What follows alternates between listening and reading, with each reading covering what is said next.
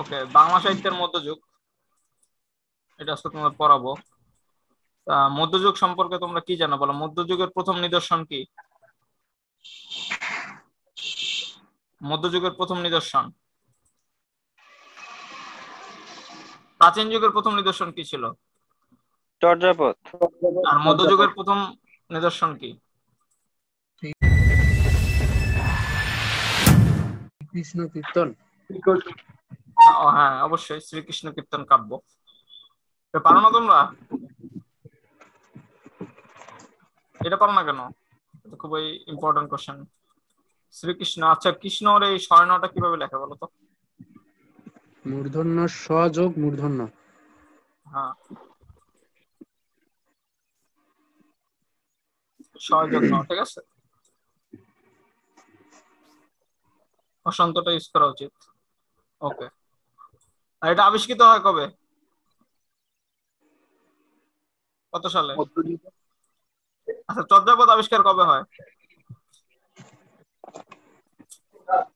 1907 সালে। 1907 সালে চর্যাপদ। আর হচ্ছে মধ্যযুগের প্রথম নিদর্শন শ্রীকৃষ্ণ কীর্তন কাব্য, এটা কত সালে আবিষ্কৃত হয়? 1909 ভাইয়া, 1909 না? অবশ্যই 1909 সালে। 1909। ওকে, 1909 সালে আবিষ্কৃত হয় শ্রীকৃষ্ণ কীর্তন কাব্য। এবং তোমরা বলো দেখে যে হচ্ছে এই মধ্যযুগের প্রথম, মধ্যযুগটা কত থেকে কত এটা আগে বলো। প্রাচীন যুগ কত থেকে কত? প্রাচীন যুগ 650 থেকে 1200। 650 থেকে 1200। 650 থেকে 1200, এটা কার মতে? এটা প্রাচীন যুগ। কার মতে? এটা হচ্ছে কি কার মতে? শহীদুল্লাহর মতে। এটা কিন্তু সুনীতি কুমারের মতো না।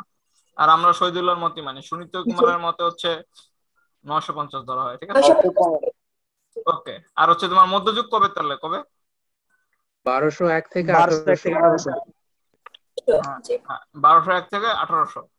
এর মধ্যে একটা অন্ধকার যুগ থাকে, সেটা কবে বলো তো?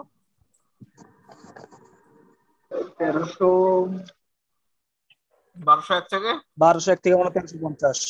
1350। অন্ধকার যুগ কেন বলা হয়? কোনো গুরুত্বপূর্ণ নিদর্শন পাওয়া যায়নি। মনে হয় হ্যাঁ, কোনো কিছু সাহিত্যকর্ম তুর্কি শাসকরা। হ্যাঁ হ্যাঁ, তুর্কি শাসক। এই জায়গায় কারা ছিল? তুর্কিরা।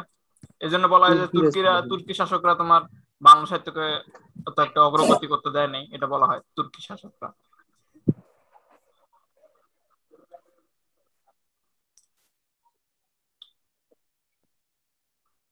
তাও এই যুগে একটা বই লেখা হয়, সেটার নাম কি বলতো? কে পারবা? শূন্য পুরাণ। এটা কে লেখছে বলো? শূন্য পুরাণ কে লিখেছেন? কে পারবা না? রামাই পণ্ডিত না কি জানি একটা নাম। রামাই পণ্ডিত, ইয়েস, রামাই পণ্ডিত। আজকের ক্লাসটা অনেক ইন্টারেস্টিং হবে, তোমাদের পুঁথিও শোনাবো। তোমরা কি পুঁথি শুনেছো কেউ? ভাইয়া বুঝবো তো। বুঝবা, পুঁথি তো বোঝা যায়। ওকে,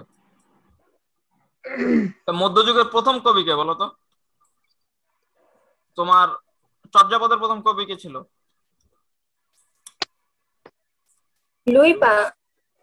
এটা বাংলার আদি কবি। আর হচ্ছে তোমার শ্রীকৃষ্ণ কীর্তন কাব্যের প্রথম কবি কে ছিল? বড় চণ্ডীদাস। শুধু চণ্ডীদাস নাকি বড় চণ্ডীদাস? চণ্ডীদাস তো অনেকগুলা। বড় চণ্ডীদাস। বলো তো ইনি কি লেখে? বড় চণ্ডীদাস কোন কোন বইটা লেখে? বড় চণ্ডীদাস কি লেখেন বলো তো? এই যে এটাই তো লেখে, শ্রীকৃষ্ণ কীর্তন কাব্য।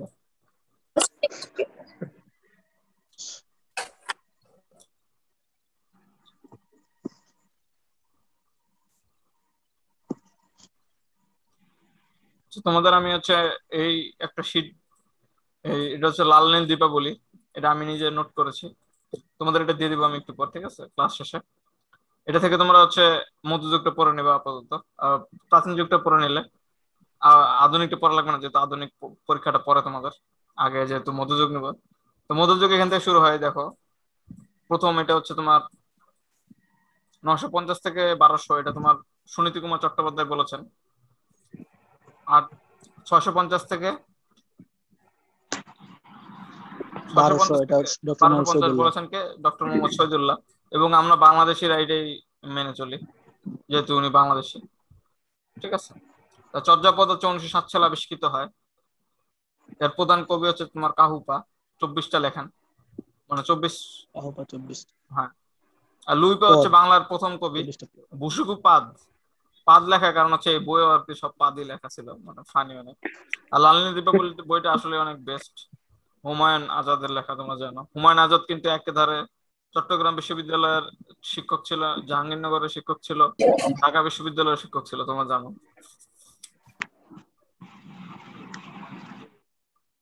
এটা পা বললেও হয়, ঠিক আছে, যেহেতু পা মানে খারাপ শোনা যায়, এই জন্য বাংলাদেশে পা বলে, ভুসুকু পা, লুই পা, আসলে হবে লুই পাদ, ভুসুকু পা।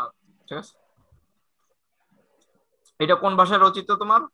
এটা হচ্ছে তোমার সান্ধ্য ভাষা বা সন্ধ্যা ভাষায় রচিত। সান্ধ্য ভাষা কেন বলা হয় বলো তো চর্যাপদকে? সান্ধ্য ব্যাপারটা কি ভাই? মানে এই ভাষাটা বোঝা যায় না দেখে। আচ্ছা, এটা যদি তোমার প্রাচীন যুগ, আজকে প্রাচীন যুগ অত না পড়াই, আজকে আমরা হচ্ছে মেইনলি পড়বো শ্রীকৃষ্ণ কীর্তন। এটা তোমার আবিষ্কৃত হয় কত সালে? 1909 সালে। আর চর্যাপদ হয়েছিল 1907 সালে। দুটো মিলাই পড়লে তোমাদের মনে থাকবে আর কি, মাইন্ডের একটা সিস্টেম, যে কোনো কিছু তুলনা করলে সেটা মনে রাখতে পারে ভালো। এই জন্য তোমরা পড়ার সময় দেখবে যে ছক আকারে বা তুলনা করে পড়বা, তার মনে থাকবে। এই যে চর্যাপদ আবিষ্কৃত হয় কততে? 1907-এ। শ্রীকৃষ্ণ কীর্তন কবে? 1909। এই নোট তো আমাদের দেওয়া হবে, তাই না? হ্যাঁ। তা আমি যেটা বলতেছি তোমরা, আমি তার এখান থেকে আবার শর্ট করে হালকা বলতেছি বিভিন্ন কিছু। তা ওগুলা যেগুলা বলতেছি ওগুলা লেখো আর কি। তারপর হচ্ছে তোমার যে চণ্ডীমঙ্গল, এটা তোমার লেখেন কে? কবি কঙ্কন মুকুন্দরাম চক্রবর্তী। মুকুন্দরাম চক্রবর্তী হচ্ছে তার নাম, আর কবি কঙ্কন হচ্ছে তার উপাধি। ঠিক আছে। আর এইটার চণ্ডীমঙ্গলের আদি কবি হচ্ছে মানিক দত্ত। এটার মধ্যে ক্যারেক্টার তোমার কালকেতে ফুল্লরা, দেবী পার্বতী। এটার হালকা কাহিনী তোমাদের দেওয়া ছিল ওখানে। আবার হচ্ছে তোমার কবি দ্বিজবংশী দাস, মনসামঙ্গল কাব্যের রচয়িতা। মনসামঙ্গল কাব্যের রচয়িতা। মনসামঙ্গলটা কি আসলে বলো তো? তোমরা জানো সবাই? জানো না? বেহুলা লক্ষিন্দরের কাহিনী। এটা তোমার কোথা থেকে নেওয়া হয়েছে? এই মনসামঙ্গল, এটা কি কাহিনী? তোমরা কি ডিটেল জানো কেউ? নাটক না। কিচ্ছু জানো না? আগে যে স্টার জলসায় হইতো এটাও দেখো নাই? চাঁদ হ্যাঁ, সওদাগর, দেখছি। মনসা। ওগুলা আমরা কেন দেখবো? দেখছো তো? এই যে তহিদুল দেখছো তো? অনেকে দেখে আর কি, ছেলেরা মেয়েরা। মানে না দেখে কিছু দেখছিলাম করার তো। থাকে না, ছোটবেলায় মার হাতে থাকে রিমোট। ওই জন্য আমারও দু একটা হ্যাঁ, episode আমাদের দেখা হয়েছে সাথে ছোটবেলায়।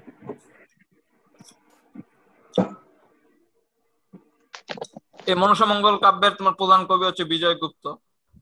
আদি কবিগুলো তোমাদের না পড়লেও হবে হয়তো, বা তা পড়ো, কানাহরি দত্ত, মানিক দত্ত, সহস্রনামী। আর তোমাদের যে বেস্ট লেখক, মানে তোমরা সবাই যে পড়ছো, মানে সর্বশেষ কবি এবং সর্বশ্রেষ্ঠ কবি মধ্যযুগের, তিনি তিনি কে? ভারতচন্দ্র তর্কালঙ্কার হচ্ছে তার নাম। আর তার উপাধি হচ্ছে তোমার কি? ভারতচন্দ্র রায়গুণাকর। ঠিক আছে। তিনি অন্নদা মঙ্গল কাব্য লিখেছিলেন। এটা তো সর্বশেষ, কিন্তু সর্বশ্রেষ্ঠ তিনি। মনে রাখো, মানে আমাদের নবীর মতো সর্বশেষ নবী কিন্তু সর্বশ্রেষ্ঠ নবী, এরকম হচ্ছে ভারতচন্দ্র রায়গুণাকর বা তর্কালঙ্কার। এনা দুই একটা শ্লোক কে বলতে পারবা, বা উক্তি কে বলতে পারবা? ওই যে ভাই, আমার একটা কবিতা ছিল, আমার সন্তান যেন হ্যাঁ, থাকে দুধে কবিতা ভাতে। ছিল, হ্যাঁ, মনে আমার আছে। সন্তান যেন থাকে দুধে ভাতে। আমার এছাড়াও সন্তান আরো যেন বিখ্যাত থাকে দুধে অনেকগুলো ভাতে। ডায়লগ এখনো আমরা ইউজ করি, এই জন্য এনার গুলো পড়ে নিবা। ভারতচন্দ্র তর্কালঙ্কার বা রায়গুণাকর। রায়গুণাকরটা হচ্ছে তার উপাধি। ঠিক আছে। তারপরে যে তোমাদের যেটা বললাম অন্ধকার যুগ, 1200 থেকে 1350, এই যুগে হচ্ছে তোমার রামাই পণ্ডিত নামে একটা লোক ছিল। তিনি লেখেন হচ্ছে শূন্য পুরাণ। এটা আসতে পারে তোমাদের, যেহেতু একটা এক্সেপশনাল কোশ্চেন, সবাই পারবে না এটা। তোমাদের একটু আগে বলা হয়েছে যে শ্রীকৃষ্ণ কীর্তন কাব্য, এটা হচ্ছে মধ্যযুগের প্রথম নিদর্শন, এবং এই প্রথম নিদর্শনের প্রথম কবিতাটাই, মানে এই কাব্যগ্রন্থটাই লিখছেন কে? এদের প্রথম মহাকবি কে? বড় চণ্ডীদাস। চণ্ডীদাস না শুধু, ঠিক আছে, চণ্ডীদাস কিন্তু দুই তিনটা পেশ খাওয়ালে হবে না। বড় চণ্ডীদাস হচ্ছে তোমার এই শ্রীকৃষ্ণ কীর্তনের লেখক এবং তিনি হচ্ছে মধ্যযুগের প্রথম মহাকবি। এই যুগে কি কি লেখা হয় বলো তো? প্রথমে কি লেখা হইলো? প্রথমে লেখা হইলো কি? শ্রীকৃষ্ণ কীর্তন কাব্য। তারপর কি লেখা হলো? বৈষ্ণব পদাবলী। তারপর কি লেখা হয়েছে বলো তো? তারপর লেখা হয়েছে মঙ্গল কাব্য। হ্যাঁ, মঙ্গল কাব্য। তারপর আসছে মুসলিমদের যে লেখাগুলো। মুসলিমদের প্রথম কবি কে? শাহ। মুসলিমদের প্রথম কবি শাহ মোহাম্মদ। শাহ মোহাম্মদ সগীর। আর হচ্ছে প্রথম মহাকবি কে? প্রথম মহাকবি আলাউল।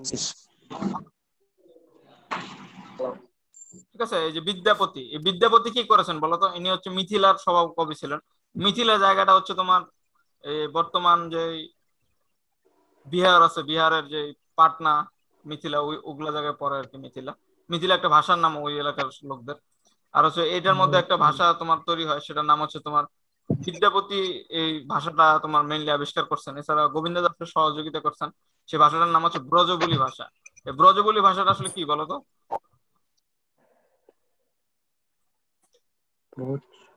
বলতে পারবে? ব্রজবুলি ভাষাটা কি আসলে? আচ্ছা, এখানে লেখা আছে, দেখো, ব্রজবুলি ভাষা হচ্ছে তোমার একটা বানানো ভাষা, যেটা মনে করো ছন্দ মানে সুন্দরভাবে বলার জন্য ইউজ করা হয়েছে। যে বাংলা, হিন্দি, প্রাকৃতিক ভাষা, মেইনলি হচ্ছে তোমার বাংলা আর হচ্ছে মিথিলা, এই দুই ভাষার মিশ্রণে এই ভাষাটা তৈরি করা হয়েছে। যেমন বিদ্যুৎ উচ্চারণ করলে কেমন কঠিন লাগে না? বিজুরি বললে কত সুন্দর লাগতেছে শুনতে, মানে সহজ উচ্চারণ। বিজুরি বেশি ইউজ, মানে বেশি কষ্ট হচ্ছে না, কিন্তু বিদ্যুৎ উচ্চারণ করতে কষ্ট হচ্ছে। এই সহজ ভাষা আর কি তৈরি করছিলেন বিদ্যাপতি। এই এই ভাষাতে, এই ব্রজবুলি ভাষা তোমার আমাদের রবীন্দ্রনাথ ইউজ করছেন অনেক, কিন্তু এটা স্রষ্টা হচ্ছে তোমার বিদ্যাপতি। ঠিক আছে। তারপর হচ্ছে এই যুগে একটা তোমার এই মধ্যযুগে একজন ধর্ম প্রচারক আসছিলেন, তার নাম হচ্ছে শ্রী চৈতন্য দেব। তিনি কোন ধর্ম প্রচার করেন বলতো? বৈষ্ণব ধর্ম। এই বৈষ্ণব ধর্ম কি করা হয়, কাকে পূজা করা হয় বলো? বিষ্ণু। হ্যাঁ, বিষ্ণুকে পূজা করা হয়। এই পুরা বাংলা, মানে পুরা বাংলা ভাষায় প্রথম জীবনী লেখায় কার উপর জানো?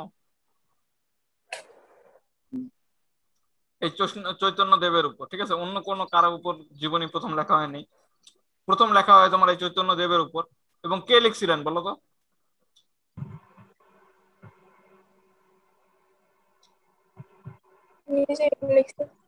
কে লিখছিলেন?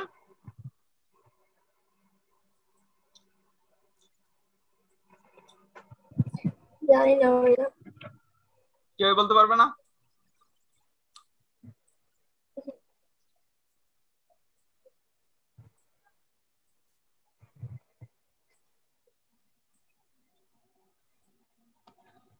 সাহিত্যে কাঁচা।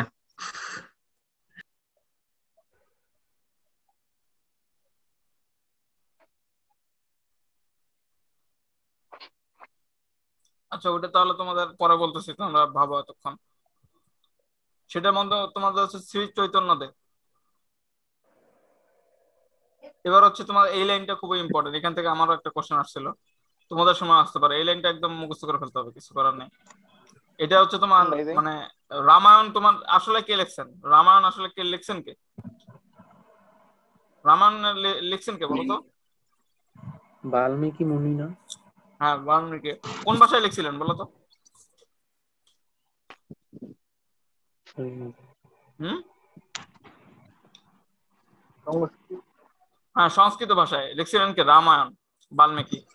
আর হচ্ছে তোমার মহাভারত কে লিখছিলেন বলো? কাশিরাম। না, বেদব্যাস। কাশিরাম হচ্ছে তোমার অনুবাদ করছে বাংলায়। ঠিক আছে।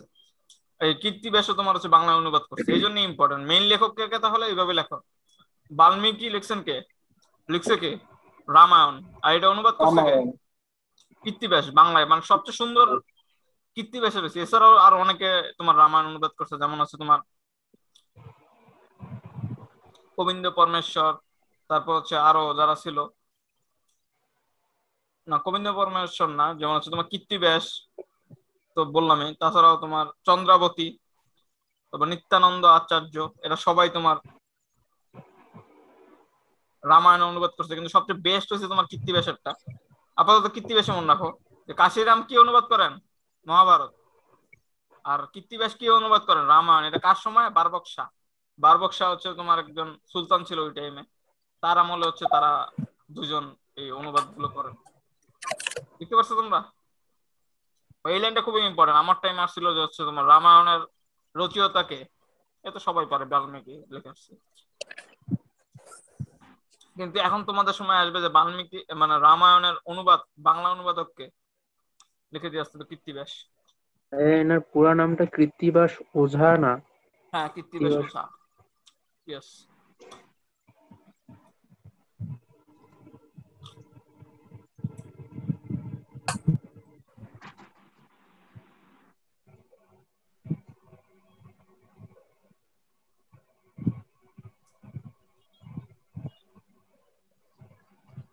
তারপর হচ্ছে তোমার বাংলা কবিরা চলে আসলো, ওই যে শাহ মোহাম্মদ শোকের প্রথম মুসলিম কবি, তিনি কি লিখছিলেন? ইউসুফ জুলেখা। ঠিক আছে, ইউসুফ জুলেখা হচ্ছে তার লেখা, এটা তোমরা লিখে রাখতে পারো। আর এটা হচ্ছে তার মৌলিক গ্রন্থ না, মৌলিক বুঝো তো, মানে তিনি একদম যেটা নিজে একদম লেখে, কারো থেকে অনুবাদ বা কিছু সাহায্য নেয় নাই, সেটা মৌলিক গ্রন্থ বলে। কিন্তু ইউসুফ জুলেখা তোমার মৌলিক ছিল না, এটা হচ্ছে ফার্সি কবি ফেরদৌসি। ঠিক আছে, এই ফেরদৌসি থেকে কপি করা। তোমরা বলো দেখি, ফার্সি কবি ফেরদৌসির সাথে বাংলাদেশের কোন সুলতানের সম্পর্ক ছিল? চিঠি লেনদেন হইতো, চিঠি আদান প্রদান হতো। কেউ পারো না তোমরা? তোমরা জিকে এত কাঁচা? গিয়াসউদ্দিন আজম। হ্যাঁ, গিয়াসউদ্দিন গিয়াসউদ্দিন আজম। আজম শাহ। ইয়েস, এই যে গিয়াসউদ্দিন আজম সেখানে লেখা আছে। তারপর হচ্ছে তোমার বাহারাম খান।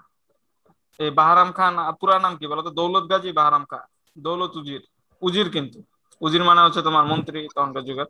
দৌলত উজির বাহারাম খান, তিনি কি লেখেন? তোমার এই যে লাইলি মজনু, এটা তোমার ফার্সি কবি জামির অনুবাদ, লাইলি মজনু। এটা তোমরা একবারে মনে রাখতে পারো এইভাবে, বাহারাম খান, লাইলি মজনু। তোমাদের তো এটা ছিল না যে আব্দুল হাকিমের নুননামা, এটা হচ্ছে বঙ্গবাণী একটা কবিতা, এটা তোমাদের ছিল না, এই জন্য তোমরা জানো না। কিন্তু এটা ইম্পর্টেন্ট, কারণ বঙ্গবাণী তোমার কয়েকটা লাইন ছিল, সেটা ইম্পর্টেন্ট, একটু পরে দেখাচ্ছি আমি তোমাদের। তারপর হচ্ছে কাজী দৌলত, তিনি লিখছিলেন হচ্ছে তোমার সতী ময়না বা লোকচন্দ্রানী। কিন্তু এটা অসম্পূর্ণ লিখে রেখেছিলেন, কিন্তু এটা সম্পূর্ণ করছিলেন আলাওল। আলাওলের যে কয়টা আমি লিখে দিচ্ছি সে কয়টা তোমরা পড়লেই হবে। আলাওল মনে করো আরাকান রাজ্য ছিল, আরাকান রাজ্য, যেটাকে তোমার রোসাঙ্গ বলা হইতো। ঠিক আছে, আরাকান রাজ্যকে কি বলা হইতো? রোসাঙ্গ।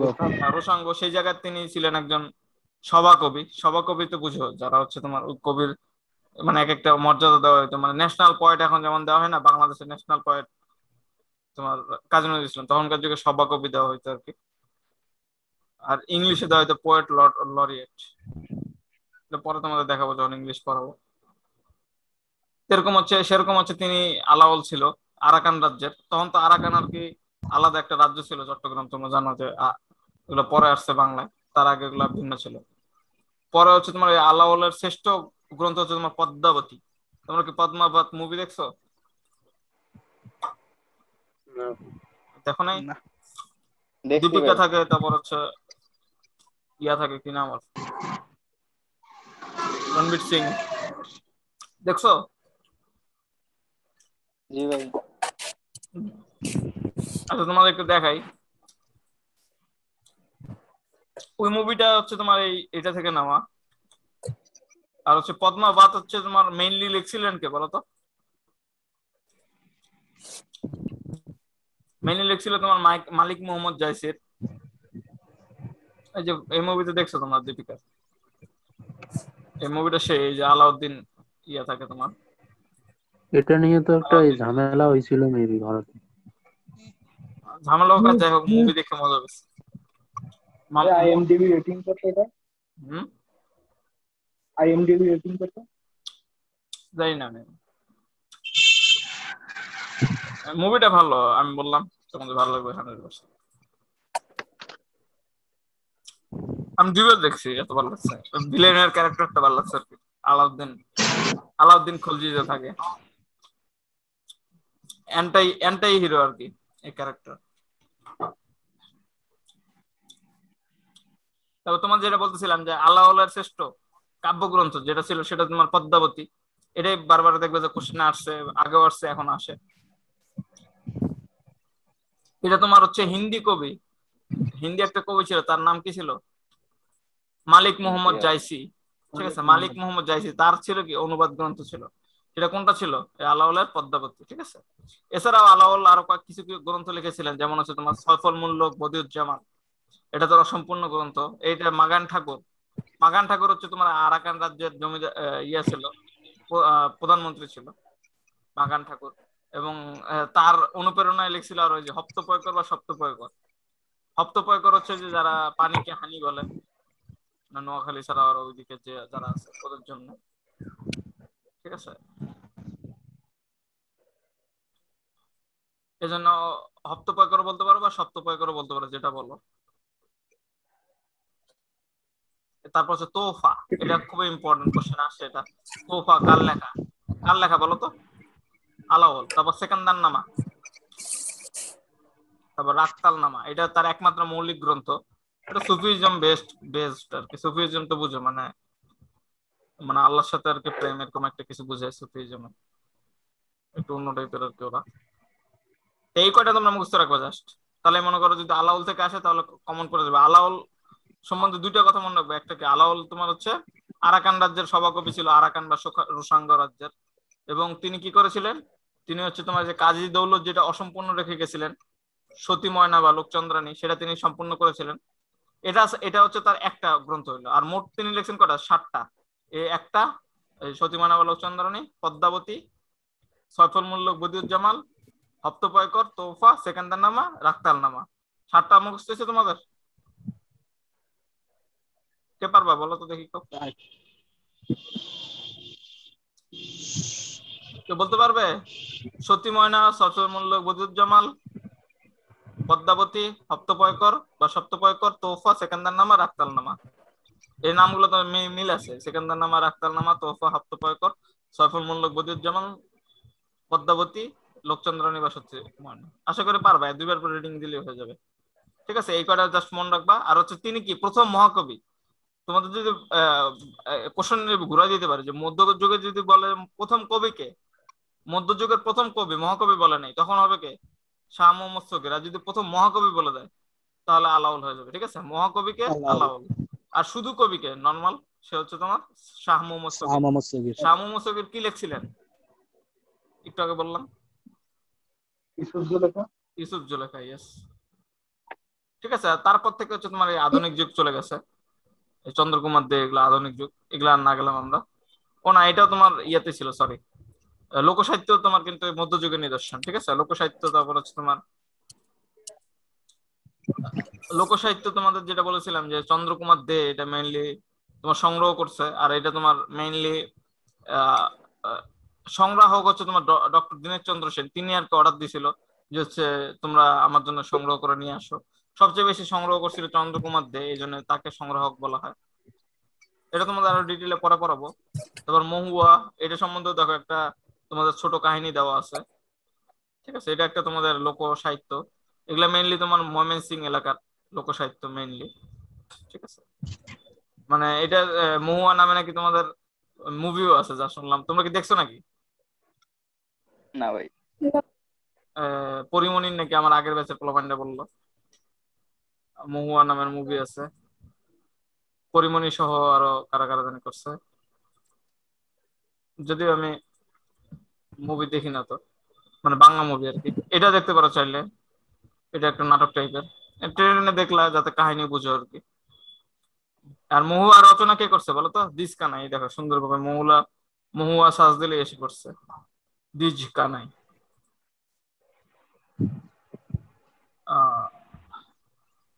Okay, these Kanai. ঠিক আছে, মহুয়া তোমার রচনা করেছেন।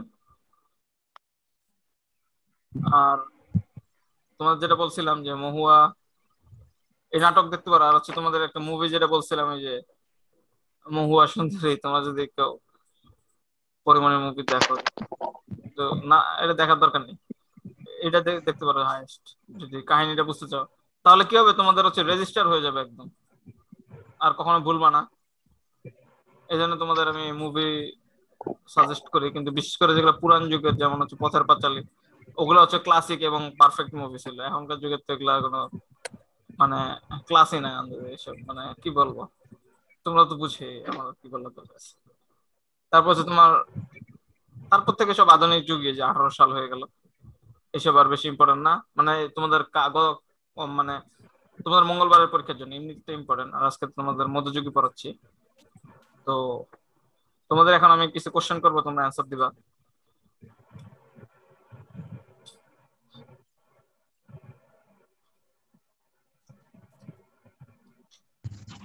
যেমন আছে, তোমরা এখন বলো দেখি যে,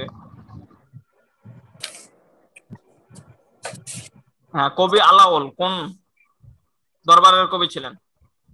একটু আগে তোমাদের বলা হয়েছে। আরাকান। আরাকান। আরাকান অপশনে না থাকলে? রোজাঙ্গ। হ্যাঁ, রোসাঙ্গ। রোসাঙ্গ বানানটা পারছো তো? সামনে। জি ভাইয়া।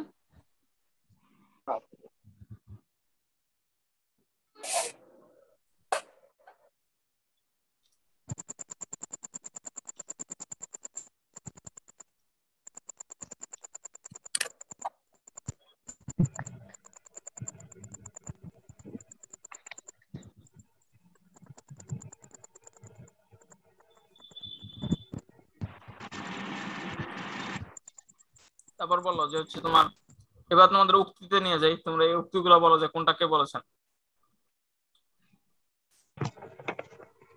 উক্তি কিন্তু খুবই ইম্পর্টেন্ট, তোমরা খুঁজে পাও না যে কে কোনটা বলছে। খনার বচন ইম্পর্টেন্ট, তোমাদের খনার বচন দিয়ে বলবে এটা মানে কি। খনার বচন অ্যাকচুয়ালি কিসের জন্য ইউজ করা হয় বলো তো? মানে কৃষিকাজ সম্পর্কিত হ্যাঁ, মানে কৃষিকাজ সম্পর্কিত। তো এটা বলো দেখি, যে সবে বঙ্গেতে জন্মে হিংসে বাণী বঙ্গবাণী, সেসব কাহার জন্ম নির্ণয় ন জানি। এটা কার উক্তি?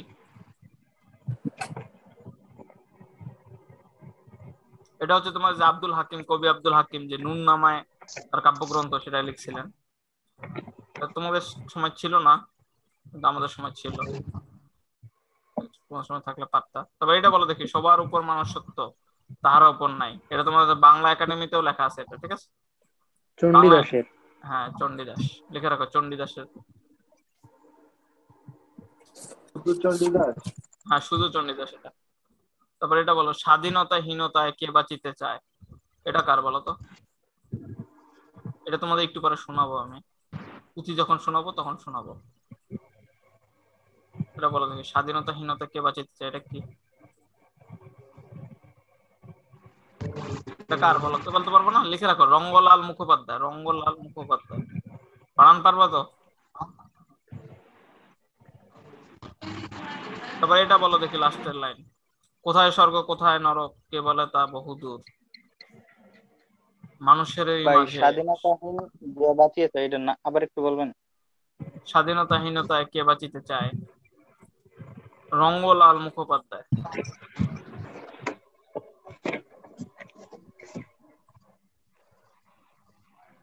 এটা বলো তো, কে কোথায় স্বর্গ কোথায় নরক কে বলে তা বহুদূর, মানুষের এই মাঝে সুরাসুর, মানুষের এই মাঝে স্বর্গ নরক, মানুষের তে সুরাসুর।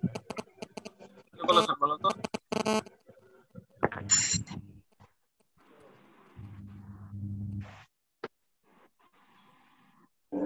কে পারবে না?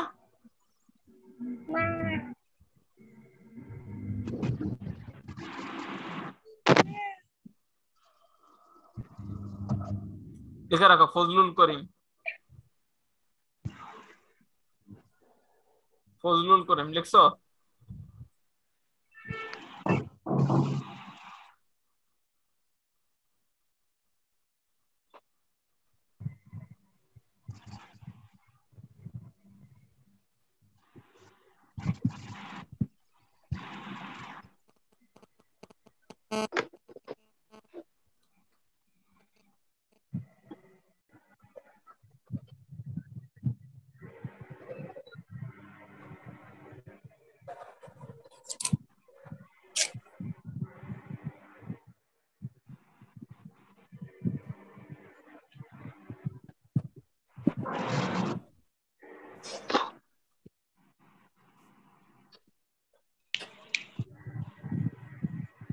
ওকে, তাহলে এটা কি লিখছো ফজলুল করিম? জি ভাই। আচ্ছা, তারপর হচ্ছে তোমাদের যেটা আমি বলবো সেটা হচ্ছে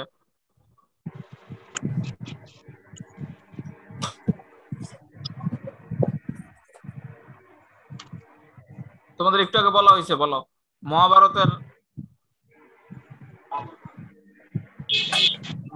লেখককে। বাল্মীকি মুনি। মহাভারত মহাভারতের লেখক হচ্ছে মহাভারত লেখককে মহাভারত বেদব্যাস ভাই। বেদব্যাস। হ্যাঁ, বেদব্যাস লেখক। আর বাংলা অনুবাদক কাশীরাম। কাশিরাম। ইনি হচ্ছে পারফেক্ট অনুবাদ করছে। এছাড়া আরো অনুবাদ করছে তোমার গোবিন্দ পরমেশ্বর, কিন্তু তারটা ইম্পর্টেন্ট কম, কিন্তু আসতে পারে সেটা। তারপর তোমরা বলা যায় হচ্ছে তোমার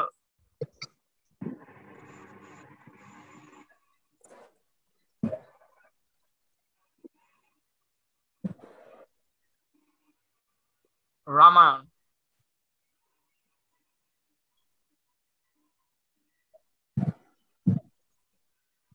এটা লিখেছেন কে? বাল্মীকি। বাল্মীকি।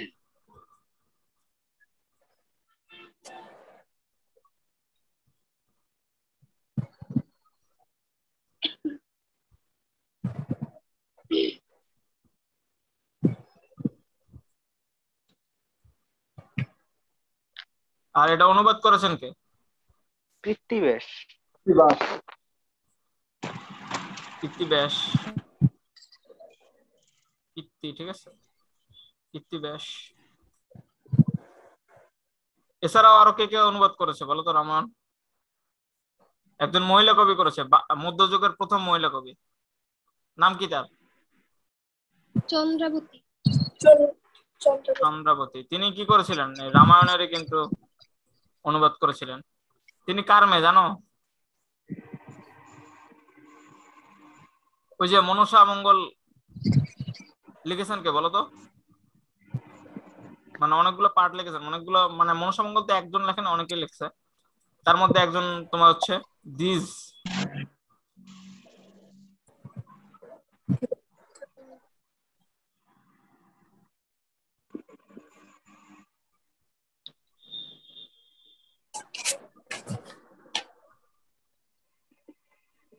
কি নামটা পুরো বললো না তো? দ্বিজ চণ্ডীদাস। এই দ্বিজ চণ্ডীদাসের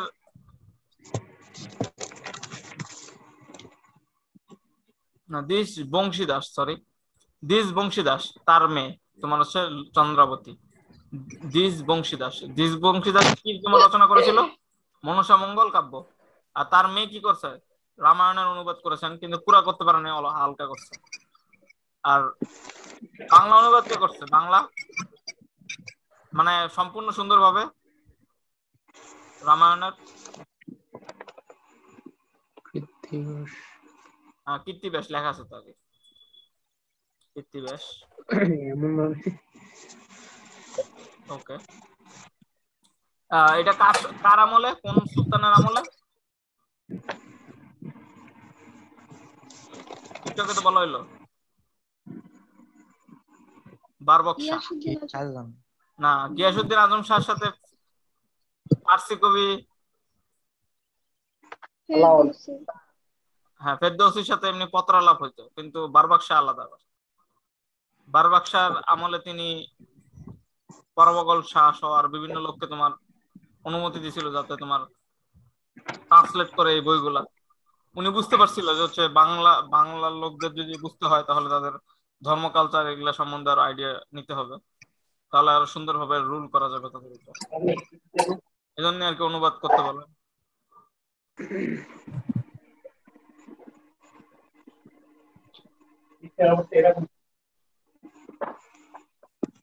তারপর তোমরা বলো ব্রজবুলি ভাষাটার স্রষ্টাকে। ব্রজবুলি ভাষাটা আসলে কি বলো তো? ব্রজবুলি ভাষাটা আসলে কি জিনিস? হিন্দি।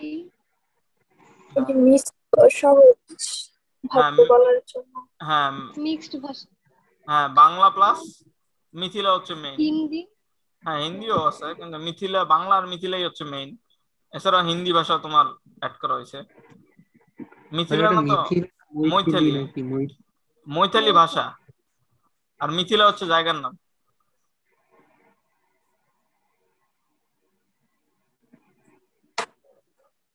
মৈথালি হচ্ছে ভাষা। এই দুইটার মিক্স হচ্ছে তোমার কি ব্রজবলি। এটা তোমার আবিষ্কার করেন কে, বা হচ্ছে তোমার ইউজ করা শুরু করেন কে? বিদ্যা বিদ্যাপতি। বিদ্যাপতি। বিদ্যাপতি। আর কোন আধুনিক কবি এই ব্রজবলি ভাষাটা নিয়ে অনেকগুলো কবিতা রচনা করেছেন? রবীন্দ্রনাথ। হ্যাঁ, রবীন্দ্রনাথ ঠাকুর।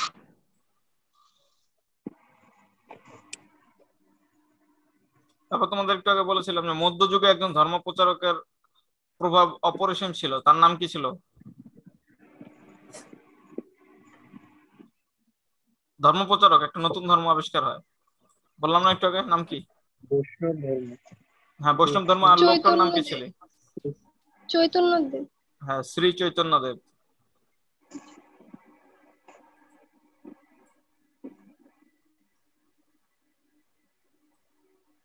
তার নাম কি ছিল? শ্রী শ্রী চৈতন্য দেব।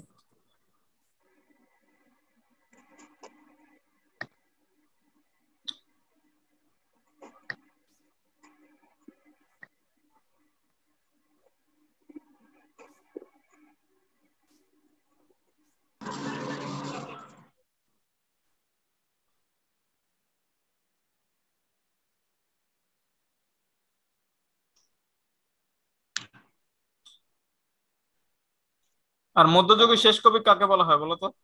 একটু আগে তোমাদের বলেছি। আলাউল। হ্যাঁ, আলাউল। মধ্যযুগের শেষ কবি আলাউল কাকে? চন্দ্র রায়গুণাকর। হ্যাঁ, ভারতচন্দ্র রায়গুণাকর। রায়গুণাকর। রায়গুণাকর তার নাম, নাকি কি জিনিস? উপাধি। উপাধি। হ্যাঁ, কে দিছে ওইটা বলো তো? রায়গুণাকর উপাধিটা তাকে কে দিয়েছেন?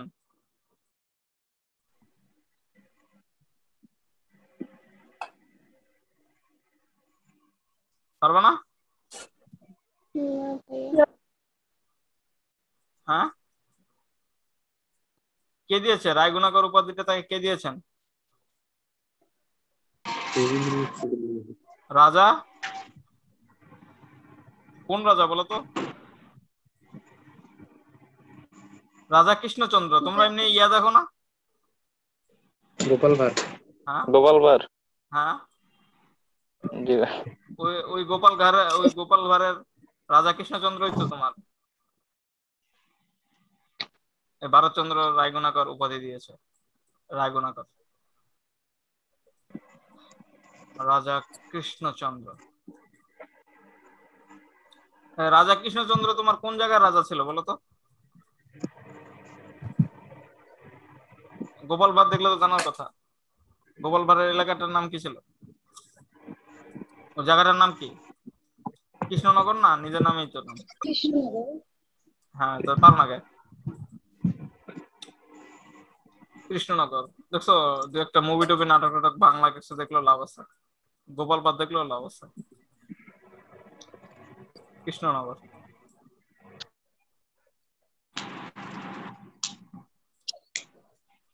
আচ্ছা, আমরা এই যে শ্রীকৃষ্ণ কীর্তন করতেছি, বলতো এটা কত খণ্ডে রচিত? 13 খণ্ডে।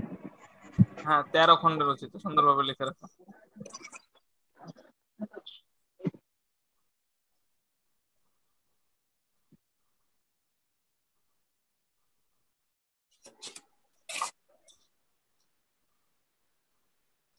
টপ্পা কি বলতো? টপ্পা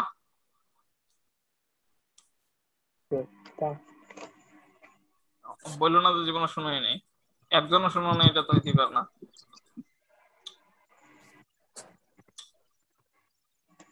এক ধরনের গান। লেখা রাখো, এক ধরনের গান। টপ্পা। আর তোমরা নেক্সট ক্লাস থেকে কিন্তু সবাই ভিডিও অন রাখতে হবে, ঠিক আছে? আজকে ধরে নিলাম তোমাদের প্রিপারেশন ছিল না। তারপর 13 নম্বর হচ্ছে তোমরা বলো দ্রৌপদী কোন রাজ্যের রাজকন্যা ছিলেন বলো তো? দ্রৌপদী দ্রৌপদীর সম্বন্ধে তোমরা শুনো নাই কখনো? ভাই মহাভারতের আছে। হ্যাঁ, মহাভারতের একটা ক্যারেক্টার। জি ভাই। আর কি জানো? পঞ্চ পাণ্ডবের বউ ছিল। হ্যাঁ, পঞ্চপাণ্ডবের 5 জনের বউ ছিল, ঠিক আছে? বহু বিবাহ প্রথা। হ্যাঁ, কেন তো জানোই যে হচ্ছে তার মা বলছিল যে হচ্ছে যা আনছো 5 জনে ভাগ করে নাও, তো ওরা বউকেই ভাগ করে নিয়েছে আর কি। এখনো এটা কোন সম্প্রদায়ে চালু আছে বলো তো? বহুপতি বিবাহ ভারতের। হ্যাঁ, ভারতের টোডা। টোডা সম্প্রদায়। টোডা সম্প্রদায়। আর দ্রৌপদীকে অ্যাকচুয়ালি জিতছিল তোমার হচ্ছে অর্জুন, কিন্তু সবাই ভাগ করে নিতে হয়েছে। এছাড়াও সবাই অন্য বিয়ে করছিল, যেমন তাছাড়াও মানে বাকি 5 জন সবাই মিলে একজনকে বিয়ে করলো, ওদের আলাদা আলাদা আরো বউ ছিল। যেমন ভীমের বউ ছিল একটা রাক্ষস, তার ছেলেও ছিল রাক্ষস। কতর কাজ। এছাড়া আরো অনেকগুলো আছে।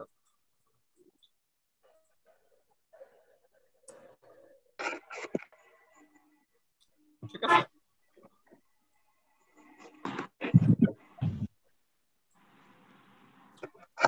তাহলে কোন রাজ্যের রাজকন্যা ছিল বলো দেখি? পাঞ্চাল, হস্তিনাপুর, মগধ, ইন্দ্রপ্রস্থ। পাঞ্চাল। হ্যাঁ, পাঞ্চাল। আগের ব্যাচে বলছিল ওরা হস্তিনাপুর তো আসলে হস্তিনাপুরের বউ ছিল আর কি, মানে বৌমা। পাঞ্চালের হচ্ছে তোমার রাজকন্যা ছিল দ্রৌপদী। আর তার বস্ত্রহরণের একটা কাহিনী ছিল, কিন্তু বস্ত্রহরণ কিন্তু হয়নি। ওটা হচ্ছে তার ভাই কৃষ্ণ বাঁচায় ফেলছে।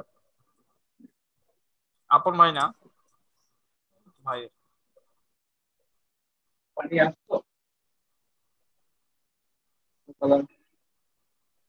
তারপর বলো যে বাংলা সাহিত্যের প্রথম নারী কবিকে? একটু আগে বলছিলাম চন্দ্রাবতী। তারপর বলো যে নিচের কোনটি পুঁথি সাহিত্যের অন্তর্ভুক্ত নয়? ইউসুফ জুলেখা, আমির হামজা, নবী বংশ, আয়না বিবি। কোনটা হবে বলো তো?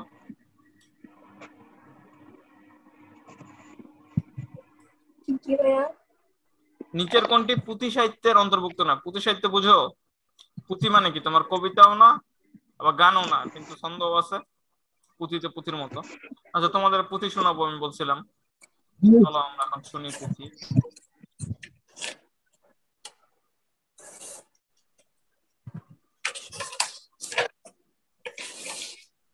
এভাবে সার্চ দিবা ইউটিউবে, পুঁথি লিখবে জাস্ট, তাহলে এসে পারবে। আগে তোমাদের মেইন পুঁথি শোনাবো নাকি আগে তোমাদের আমি যেটা শুনি সব সময় এবং তোমাদের এডুকেশনের জন্য ভালো হবে, মানে যা যা পড়ছো একদম প্রাচীন কাল থেকে মুক্তিযুদ্ধের পর্যন্ত সম্পূর্ণ এটা যদি শোনো তাহলে পুরো রিপিট হয়ে যাবে, একদম মানে বারবার রিভিশন হয়ে যাবে, ঠিক আছে? তো এটা শোনাই আগে তোমাদের, এটা শুনতে পারো তোমরা। আর এইটা হচ্ছে তোমার রিয়েল পুঁথি আর কি। আচ্ছা, আগে শোনাই, প্রাচীন থেকে একদম নব পর্যন্ত, ঠিক আছে?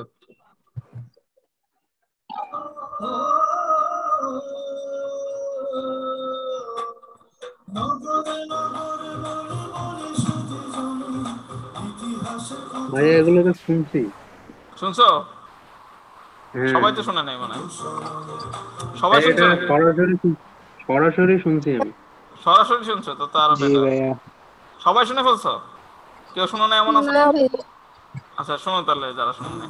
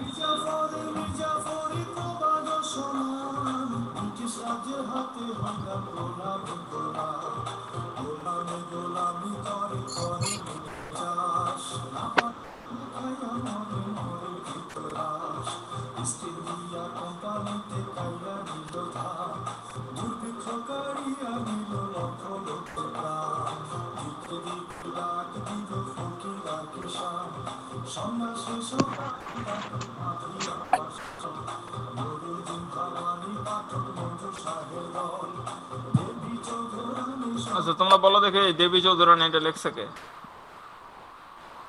এটা মেইন কাহিনী প্রতিভা চট্টোপাধ্যায়।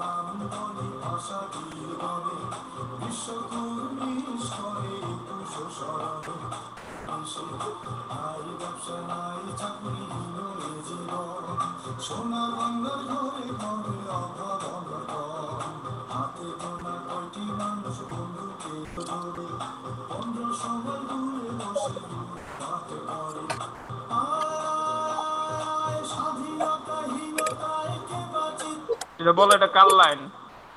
স্বাধীনতাহীনতায় কে বাঁচিতে চায়? একটু আগে পড়াইলাম তোমাদের। রঙ্গলাল বন্দ্যোপাধ্যায়। রঙ্গলাল বন্দ্যোপাধ্যায়। মুখোপাধ্যায়। মুখ।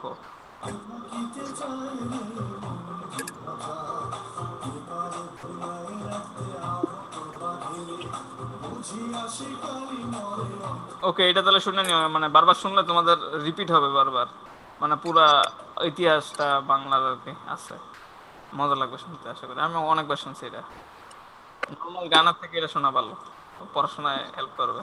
আর রিয়েল পুঁথি যদি বলো তাহলে রিয়েল পুঁথি হচ্ছে এটা, যারা শোনো নাই তারা শোনো একবার। আগেকার যুগের এন্টারটেনমেন্ট একটাই ছিল মানুষের, ঠিক আছে? তখন হচ্ছে টিভিও ছিল না, কিছু ছিল না, মানে তোমাদের বাপ দাদার আমলের। তোমরা কেউ শুনছো নাকি পুঁথি? রিয়েলি কেউ শুনছো মানে এরকম পুঁথি? না ভাইয়া। তাই গ্রামে হয় এখনো, আমি শুনছি 7 বছর আগে, না 8-10 বছর আগে মনে হয়, আমাদের খালার বাড়ি দিনাজপুরে।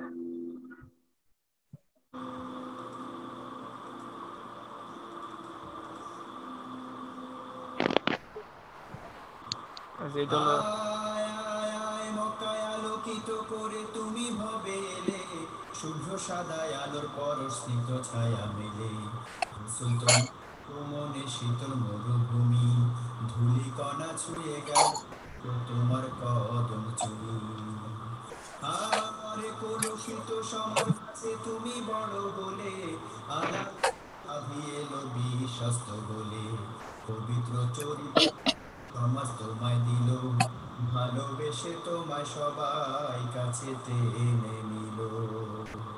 আর 40টি বছর সেথায় কেটে গেল তোমার, নবুয়ত পাওয়ার পরে শত্রু হলো জোগাড়। শত্রুতার নেই তো কারো দাওয়াত, থামাতে তোমায় শত। ওকে, আশা করি বুঝতে পারছো পুঁথি কাকে বলে। এটা হচ্ছে তোমাদের, এটা বাংলার একটা সাহিত্য ঐতিহ্য, কিন্তু এটাকে তোমার মেইন সাহিত্য হিসেবে ধরো না, কারণ এটার মধ্যে তোমার মানে অত মহাকবি বা ওরকম কিছু নাই। আর এই সাহিত্যটা তোমার এমনিতে মানুষকে এন্টারটেনমেন্ট করার জন্য অ্যাকচুয়ালি আবিষ্কার ছিল। আর এটা তোমার মেইনলি বাংলা ভাষার মধ্যে ফার্সি উর্দু এসব মিলায় একটা নতুন ভাষা তৈরি করা হয়েছে, আর ওগুলাই শুধু বলা হইতো, ওরকম ভাষাটা ছিল। তো তোমরা বলো দেখি যে নিচের কোনটি পুঁথি সাহিত্যের অন্তর্ভুক্ত না? ইউসুফ জুলেখা, আমির হামজা, নবী বংশ, আয়না বিবি। তো পারবে?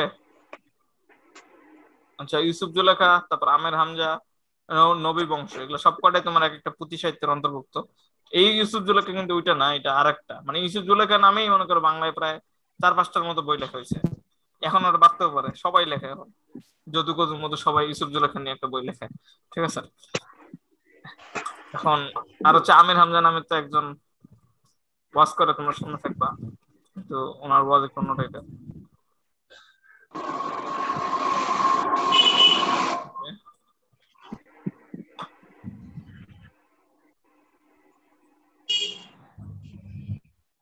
এখন বলো তোমরা চণ্ডীমঙ্গল কাব্যের রচয়িতাকে, একটু আগে তোমাদের বলা হয়েছে, কে পারবা? চণ্ডীমঙ্গল কাব্যের রচয়িতা? মুকুন্দরাম। হ্যাঁ, মুকুন্দরাম চক্রবর্তী। তার মুকুন্দরাম চক্রবর্তীর উপাধি কি? কবি, কবি কঙ্কন, ঠিক আছে, কবি কঙ্কন মুকুন্দরাম চক্রবর্তী।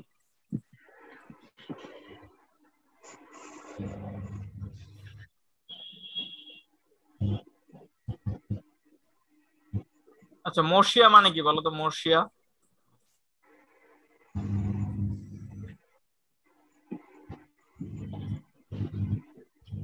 মর্ষিয়া মানে কি বলো তো? পারবে? লিখে রাখো, আগমনী গীতি। মর্ষিয়া মানে হচ্ছে আগমনী গীতি।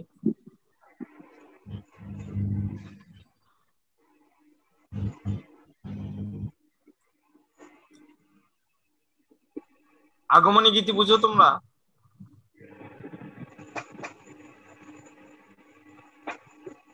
আগমনের গান ভাই। হ্যাঁ, কেউ আগমন করলে গায়, যেমন যেমন আমাদের নবী যখন মক্কায় না মদিনায় প্রথম গেছিল তখন কি গাওয়া হয়েছিল বলো তো, পারবা?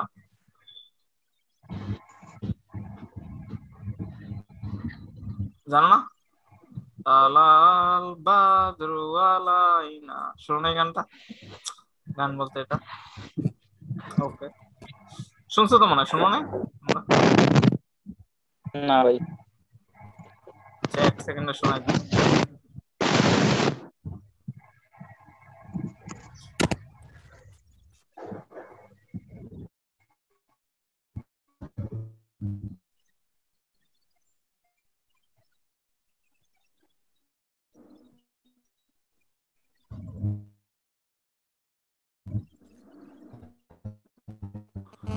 অনেকটা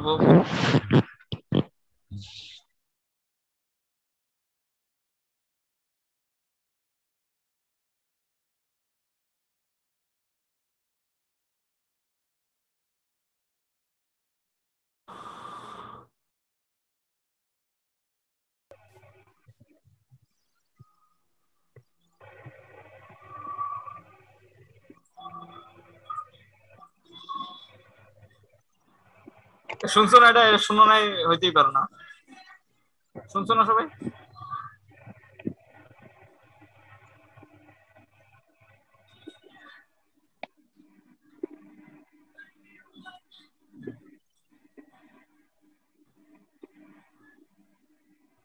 এখানে সাদা উট দেখে কারণ হচ্ছে নবীর হলো সাদা উট ছিল, ঠিক আছে, এখানে এখানে দেখে সাদা উট, কিন্তু ছবি দেখে নেই।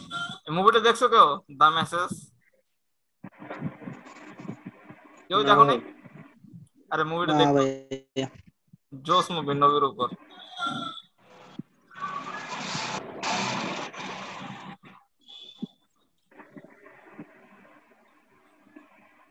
দেখো প্রথম থেকে দেখো তাহলে, মানে নবীর আগে দূর থেকে দেখে, আগে সবাই মানে ওয়েট করতেছিল মদিনায়, আগে গিয়ে সবাই ওয়েট করতেছে যে নবী কখন আসবে।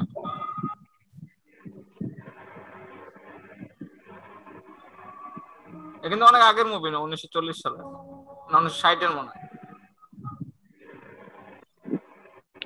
এনাকে বেলাল বানাইছে আর কি।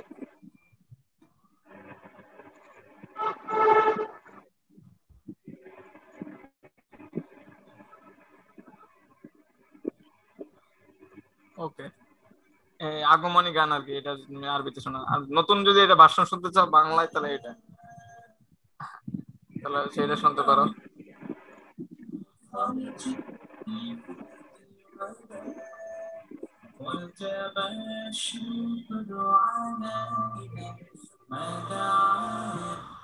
ওকে, সব বোঝানো হয়ে গেছে। এখন তোমরা এটা বলো যে লোকসাহিত্যের প্রাচীনতম নিদর্শন কোনটি?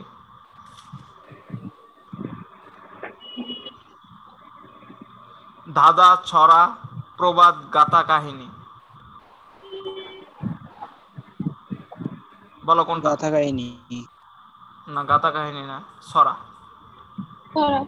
ছড়া লোকসাহিত্যের প্রথম। লোকসাহিত্যটাই তো অ্যাকচুয়ালি ছড়া নিয়ে তোমার তৈরি। যারা ময়মনসিংহ এলাকার আছো, লোকগাথা যেগুলা বাংলাদেশে এখন বর্তমানে রয়েছে, বেশিরভাগই হচ্ছে তোমার হচ্ছে ময়মনসিংহ এলাকার।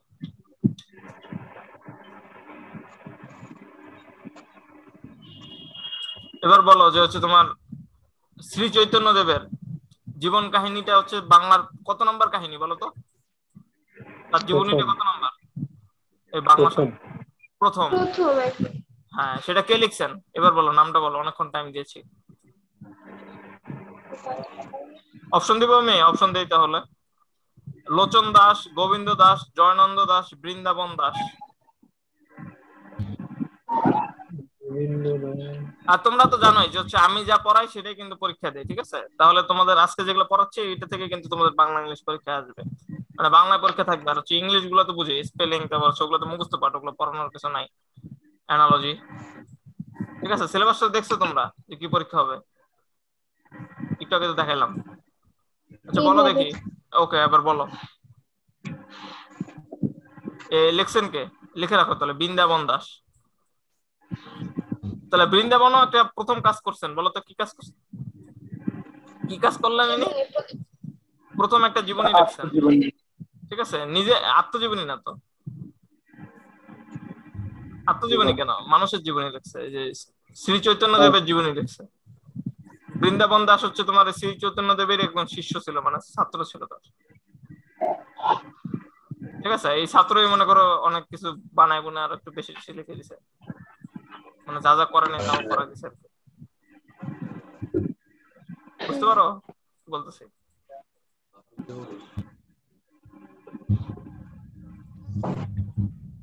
এরকম বাড়াবাড়ি সব ইয়াতেই করে আর কি সবাই। তারপর এবার বলো দেখি যে হচ্ছে তোমার খনার বচন এর মূল ভাব কি? লৌকিক প্রণয় সঙ্গীত, শুদ্ধ জীবনযাপন রীতি, সামাজিক মঙ্গলবোধ, রাষ্ট্র পরিচালনা নীতি। বলো তো কি? হ্যাঁ, কি হবে বলো তো? শুদ্ধ জীবনযাপন রীতি লিখো, শুদ্ধ জীবনযাপন রীতি। এটা কি তোমার খনার বচন, জীবনযাপন রীতি। আর এটা কি নিয়ে লেখা হয়? খনার বচনটা কিভাবে বলছিলাম? হ্যাঁ, কৃষি, কৃষি। হ্যাঁ, কৃষির সূত্র বিভিন্ন, মানে কোন মাসে কি হয় ওগুলো আর কি খনার বচনের মাধ্যমে বলা হয়। মানে সব মাসে তো আর চাষ করলে হবে না। এবার বলো তোফা কাব্যগ্রন্থটি কে লিখেছেন বলো? এটা তোমাদের একটু আগে বলা হয়েছিল। তোফা কে লিখেছেন বলো তো? আলাউল। হ্যাঁ, আলাউল। হ্যাঁ, আলাউল। আয়শা কি পরে 10টা ম্যাথ পাইছিলা? না ভাইয়া, পাই নাই এটা। আচ্ছা, ওকে কেউ একটু দিও, তোমরা হেল্প করো না কেন? সবাই সবার একটু হেল্প করো। ভাইয়া ফার্স্ট 10টা। বলে দিছি দিবে তো।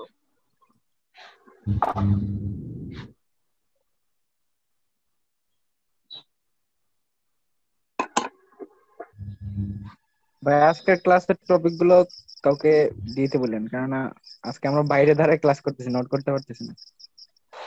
ওকে, প্যারা নাই, আমি এটা ভাবছি আজকের ক্লাসটা তোমাদের ইউটিউবে ছাড়বো, রেকর্ড করতেছি এই জন্য। আচ্ছা ভাই, তাহলে অনেক ভালো হবে। বলো দেখি যে কবি গানের না কবি গানের না। এটা বলো তোমরা মেয়েরা, মনে করবা যে হচ্ছে তোমাদেরই বলতেছে যে রূপ লাগে আখি ঝুরে।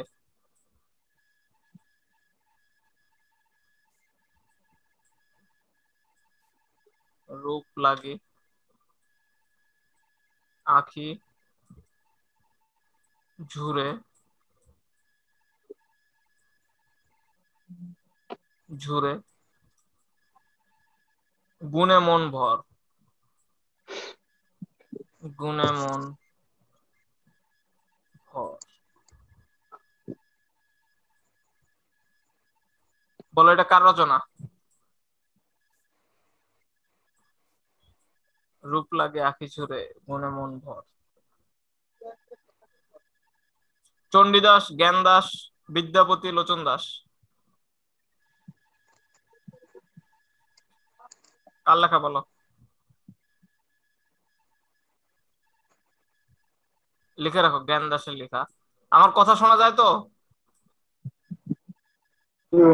ভিডিও তো আটকে গেছে মনে হয় কোনো কারণে।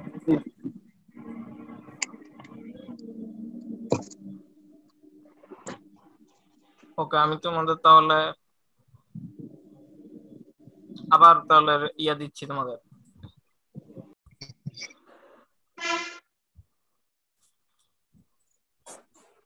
ভাইয়া রূপ লাগি আঁখি ঝুরে গুণে মনোহর, এটা যে জ্ঞান দাস লিখছেন ওইটা। ওকে, তারপর তোমরা বলো তোফা। না এটা তো বলেছো না?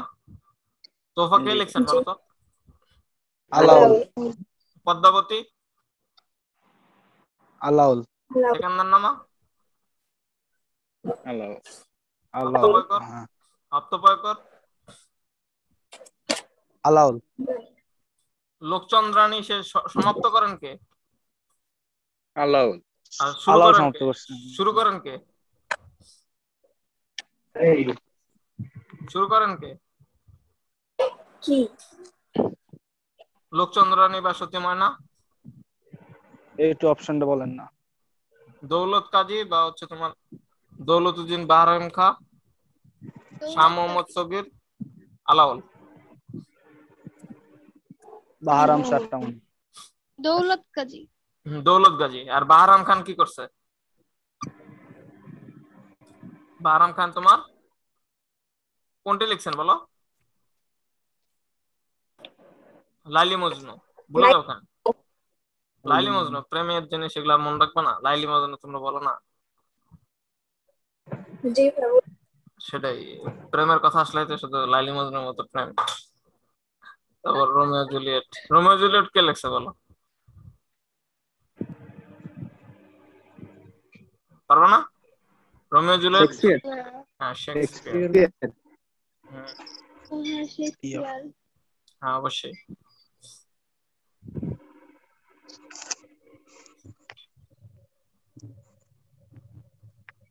আচ্ছা বলো, বিদ্যাপতি কোন ভাষায় তার পদগুলো রচনা করেন? সান্ধ্য ভাষা, ব্রজ ব্রজবুলি ভাষা। আনসার কোনটা হবে? হ্যাঁ ব্রজবুলি। হ্যাঁ ব্রজবুলি ভাষাতে।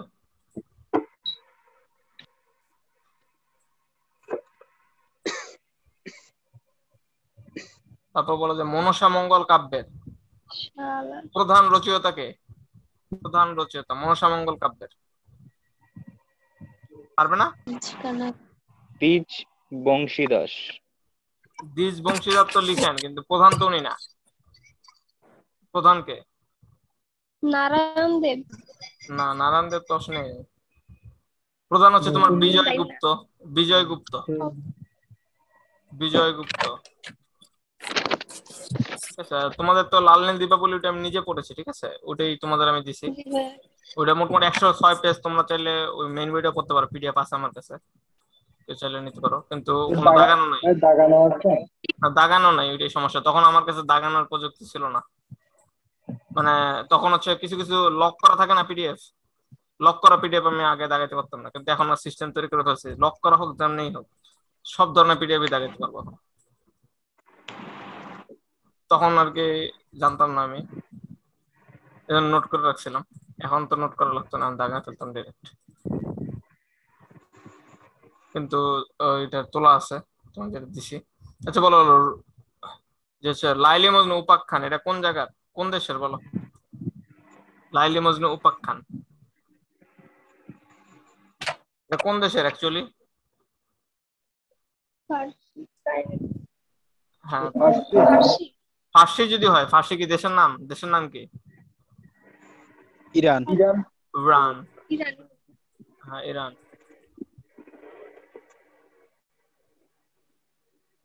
আর কোন শাসকের আমলে বাংলাকে তোমার বাংলা সাহিত্যের অন্ধকার যুগ বলা হয়? কোন শাসকদের আমল? তুর্কিদের আমলে।